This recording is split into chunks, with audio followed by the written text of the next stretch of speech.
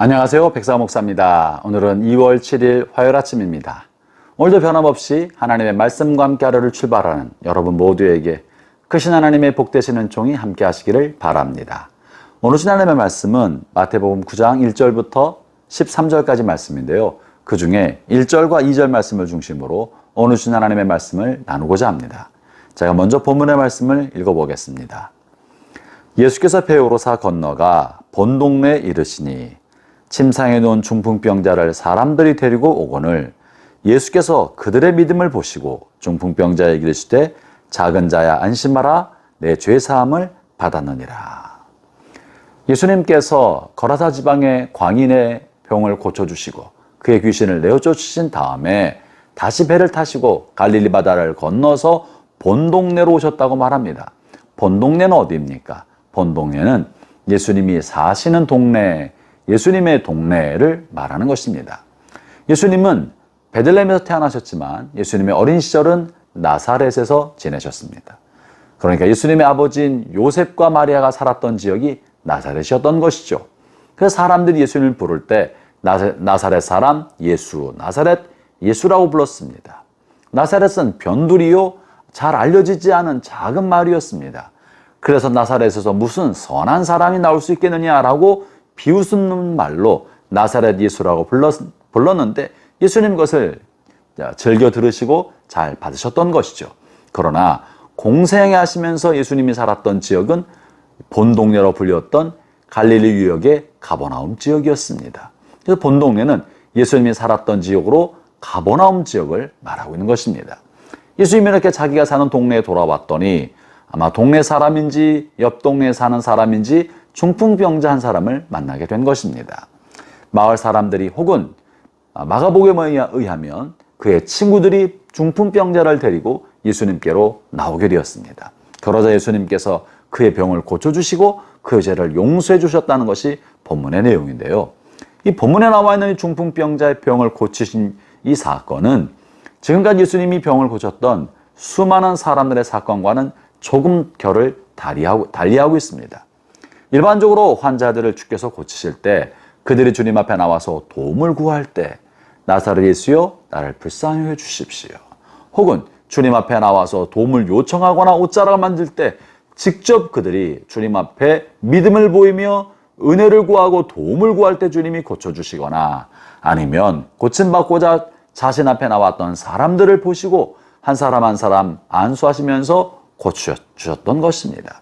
그런데 오늘 본문에 나와 있는 이 중풍병자는 일어서지 못하는 사람입니다. 스스로 걷지도 못하는 사람입니다. 바깥으로 스스로 한 발도 나아갈 수 없는 사람입니다. 어쩌면 이 사람은 예수님에 관한 이야기, 예수님의 얼굴을 한 번도 본 적이 없고 직접 예수님의 소리를 들어본 적도 없었을 가능성이 높습니다. 그저 집안에만 앉아있거나 누워있는 사람이었었는데 그의 친구들과 주변 사람들이 예수님에 관한 이야기와 하시는 놀라운 일을 보면서 집안에 누워있는 이 중풍병자를 불쌍히 여겨서 그를 데리고 예수님께로 나왔던 것입니다. 본문에 의해서도 이 중풍병자는 주님 앞에 어떤 믿음의 표시도 보이지 않고 혹은 도와달라는 간절한 요청도 하지 않았습니다. 본문은 전체적으로 이 중풍병자를 데리고 나온 사람들, 그의 친구들에 관한 이야기만 하고 있는 것입니다. 본문을 제가 다시 한번 읽어보죠. 침상에 누운 중풍병자를 사람들이 데리고 오거늘 예수께서 그들의 믿음을 보시고 중풍병자에게 이르시되 작은 자야 안심하라 내 죄사함을 받았느니라. 주님께서 중풍병자의 죄를 용서해 주시고 그를 고쳐주셨던 근거, 결정적인 이유는 중풍병자 자신에게 있는 것이 아니라 그를 데리고 나온 마을 사람들, 그의 친구들의 믿음 때문에 그의 병을 고쳐주셨다고 말하고 있는 것입니다. 사랑하는 형제자매 여러분, 우리의 삶에도 또 종종 그러할 때가 있습니다. 우리가 누군가를 기도할 때 그 사람이 스스로 기도하지 못하는 사람이 있을 수 있습니다. 본문의 사건은 이 같은 상황을 보여주는 중보기도의 힘과 능력에 대해서 보여주고 있는 것이죠.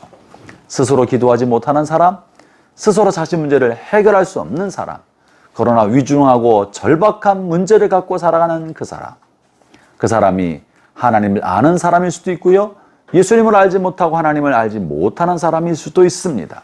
그런데 오늘 본문에는 누구를 보느냐면 그 사람뿐만 아니라 그를 위해서 기도하고 그의 영혼과 그 사람을 하나님께로 데려나가오는 친구들, 주변 사람들의 믿음과 그들의 기도를 보면서 주님께서 중풍병자의 병을 고쳐주신 것처럼 기도받는 그 사람의 문제를 해결해 주시고 기도를 응답해 주시고 구원의 놀라운 소식을 전달해 주신다는 것을 말해주고 있는 것입니다.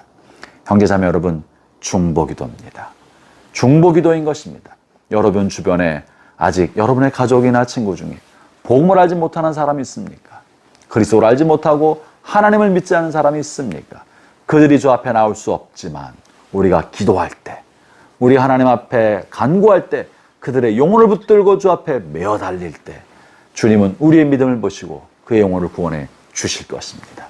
본문에는 이 중풍병자가 이 친구들이 자신을 예수님께로 데려가는 것에 대해서 동의했는지 동의하지 않았는지 이 중풍병자 입장에서는 어떤 말도 하지 않습니다.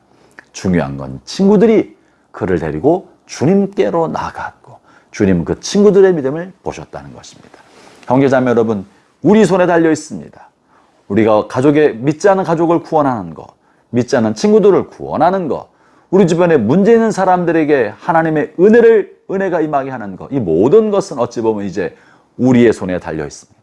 우리가 기도하고 믿음으로 하나님 앞에 나가기 시작할 때 주님은 우리의 믿음을 보시고 하늘의 능력을 베풀어 주실 것입니다.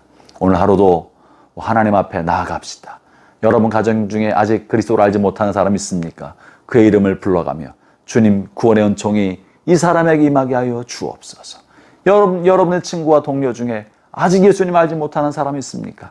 간절한 마음을 가지고 중풍병자의 친구들이 병자를 보고 아픈 마음과 답답한 심령으로 그를 데리고 주님 앞에 나간 것처럼 우리가 그러한 마음으로 기도하고 메어 달릴 때 주님이 우리의 기도를 들으시고 역사해 주시는 것입니다. 오늘 하루도 누군가를 위한 중보 기도자가 되어서 그의 영혼을 주님 앞에로 인도하는 복된 은총이 함께 하시기를 바랍니다. 기도하겠습니다. 하나님 아버지 감사합니다. 우리가 아직 죄인 됐을 때, 우리가 주님을 알지 못할 때 주님이 먼저 우리 이름을 불러주시고 우리를 불러 주의 자녀가 되게 주시었습니다.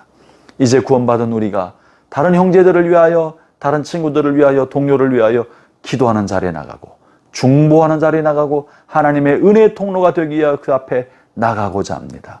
주여 저희의 간구를 들으시사 저희의 기도를 통해 믿지 않는 사람들이 주께 돌아오게 하여 주시고 병든 사람이 고침받게 하여 주옵시며 인생의 문제에 늪에 빠진 사람들에게 회복과 구원의 복된 소식이 전달될 수 있도록 하여 주시옵소서.